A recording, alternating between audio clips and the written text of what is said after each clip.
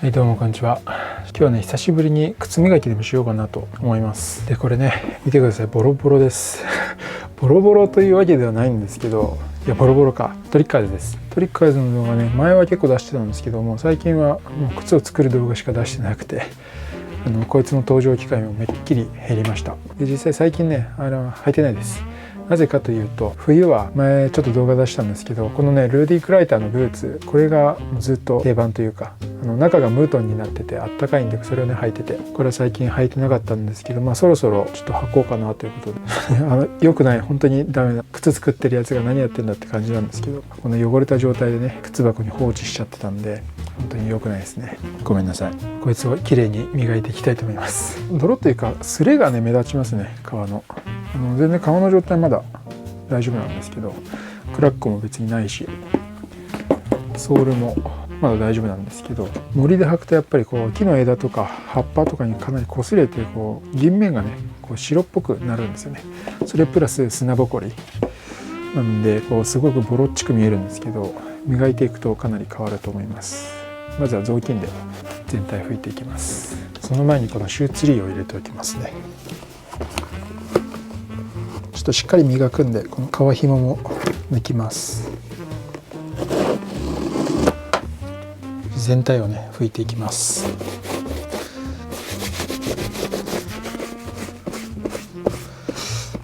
このシワの隙間とか、このウェルトとアッパーの隙間とかにちょっと汚れがね溜まっちゃってる。いや本当ダメですね。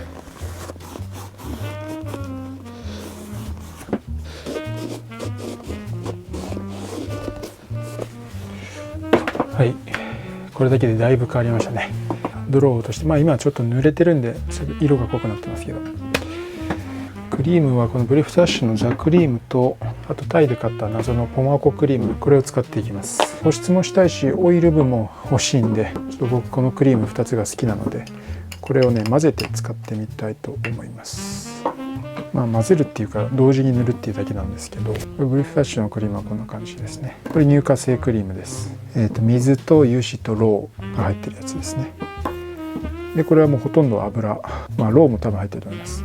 でこれ結構サラサラめで輝くし、水分補給もできるしっていう感じで結構気に入ってます。でこちらも結構ギトギトで、ワークブーツ系なんかはこいつを使ってますね。ミンクオイルみたいなもんです。でどっちも塗るんで、どうせなら一緒に塗っちゃえばいいかなっていうことで、今これザクリーム塗って、ポマコクリームもこう混ぜて塗っていっちゃいます。かなり長期間放置してたんで、しっかりめにこう押し込むようにね塗っていきたいと思います。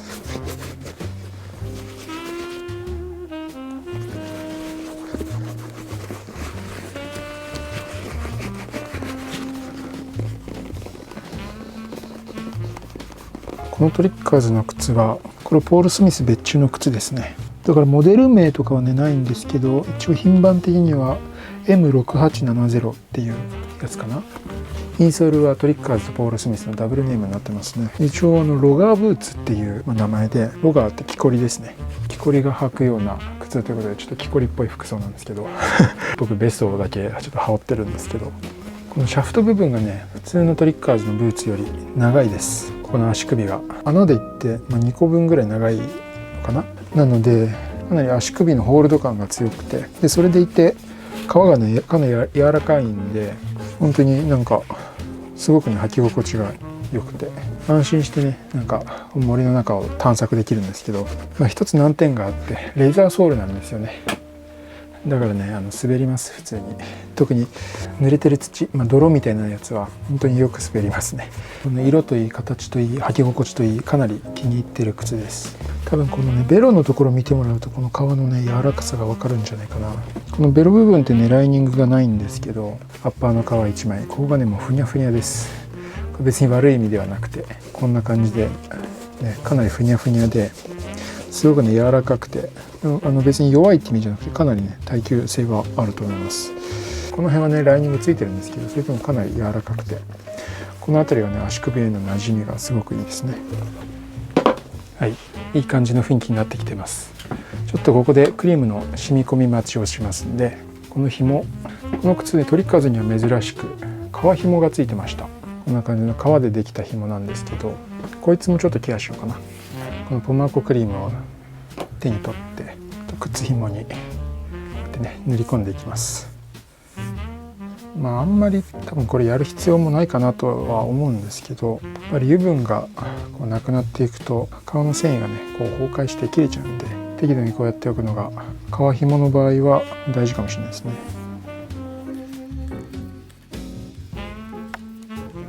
こんな感じで下がオイルを入れた方で上がまだやってない方ですね。光沢感とか繊維のバサバサ具合が全然変わりました。紐全体の印象もなんとなく締まって見えていい感じです。はい、じゃあ次はねちょっと靴を作る人ならではのコバの磨きをねやっていきます。靴作りの時にやる手法でねちょっと簡易的ですけどやります。コバって履いてるうちにもちろん傷つくし、結構ねこのソールがねずれてくるんですよね。で見た目がかなりなんていうかもたっとした印象、ボロっちい印象が結構コバからね漂ってくるんですよ。ちょっとねこの飛び出てる部分を少しだけねヤスリで削ります。こう分かりますかね、本底一番下についてるアウトソールが若干こう盛り上がってるんですよね。断面見るとこれが邪魔なんで今日削っちゃいたいと思います。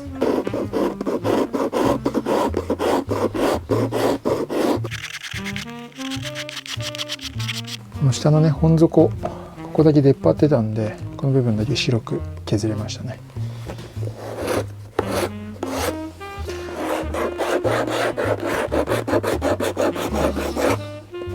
削りすぎない程度に飛び出てる部分を削り落としました。今度はコバに水をつけます。これまた靴作りのやり方をねやっていきます。こういうガラス片を使ってコバを削っていきます。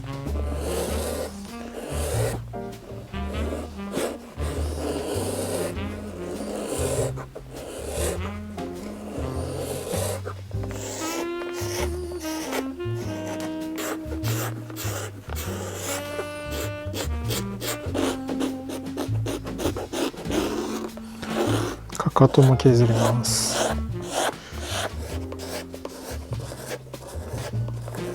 あんまり削りすぎても靴にとってダメージになるだけで、修理の時にね困ったことになったりするんで、本当に今削ってるのは表面の 0.1 ミリ2ミリぐらいの話ですね。で特に、ウェルトはあまり削らないようにしてます。この靴ダブルソールなんですけど、ダブルソールトリプルソールの靴ってこう本底がね押しつぶされてきて、こうウェルトからこうはみ出してくるんですよ。でウェルトのサイズはあんまり変わってないことが多いんですよ。ということはウェルトがあってミッドソールが押しつぶされてちょっと飛び出て、アウトソールがさらに押しつぶされてちょっと出てみたいなね、こういうねこう末広がりな形状のソールになっていることが多いんで、今主に削ってるのはそっちのソール側ですね。ウェルトは一番飛び出てないんで、ウェルトはなるべく削らないようにねしてます。ウェルトをどんどん削っていってウェルトが小さくなっていくと、今度オールソール交換、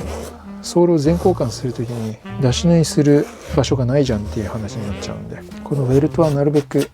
削らずに飛び出てるソール側を主に削っていってます。じゃあ次は紙やすりをかけていきます。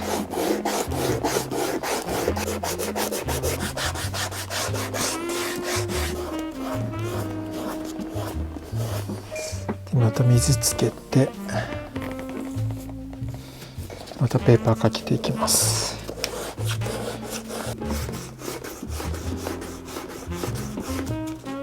こんな感じになりましたね。最初と比べるとかなり平らに綺麗な面ができたのがわかると思います。じゃあ次はコバインキを入れていきます。これねイギリス製のコバインキで、多分ですけどトリッカーズもこのインク使ってると思います。実際どうなのかわかんないんですけど、仕上がりの雰囲気がものすごいねトリッカーズと同じに仕上がるんで、これなんじゃないかなという感じですね。こんな感じでコバにインクを塗っていきます。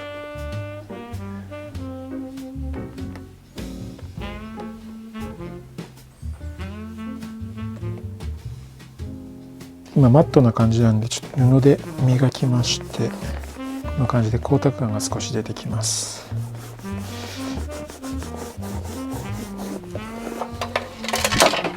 電熱器です。なんかやってる間にどんどん気分がなんか本格的になっちゃって、電熱器でコテ当てなんかねしちゃいたいと思います。この靴ダブルソールなんで結構分厚めのコテ、この辺かな、こっちかな、これだ。このコテ全然フィットはしてないんですけど、ある程度できればいいんで、こいつを電熱器で温めます。その間にソールにはローを塗り込んで、こんなロー、これをこすりつけていきます。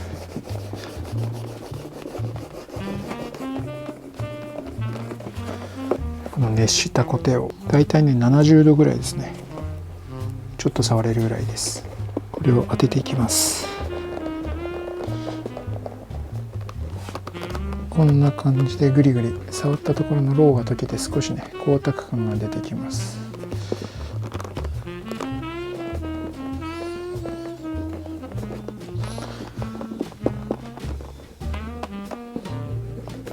かかとも同じようにこんなコテを、イチョウゴテ、これを使ってやっていきます。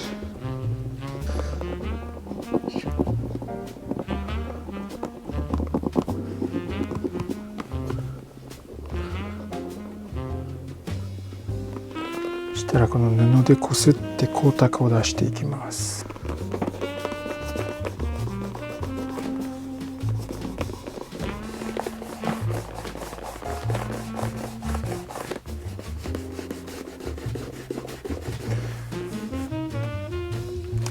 じゃあソールのマニアックな仕上げはこの辺にしといて、ちょっとアッパーの磨きに戻ります。さっきブリフトアッシュの無色のクリームと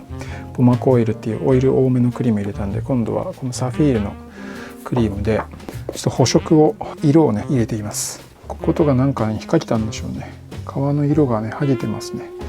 つま先に結構傷があるんで、茶色いクリームで磨いていきます。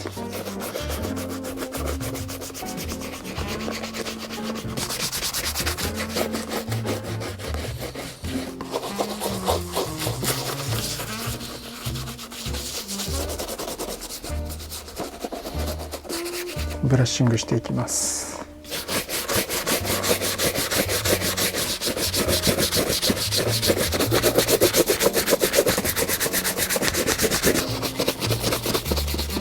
はい、こんな感じですごい復活してきましたね。でこれで終わりでいいんですけど、ちょっと見栄え的につま先にワックスをのせて、少しだけねつま先をピカッと光らせたいと思います。ちなみにブリフトアッシュのザワックスを使います。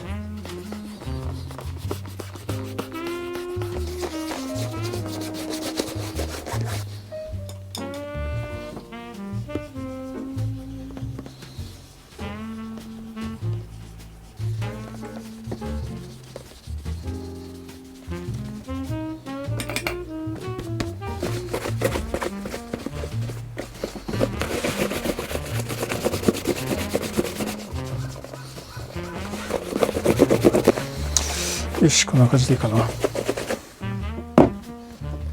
あ最後、さっきケアした靴ひもを通します。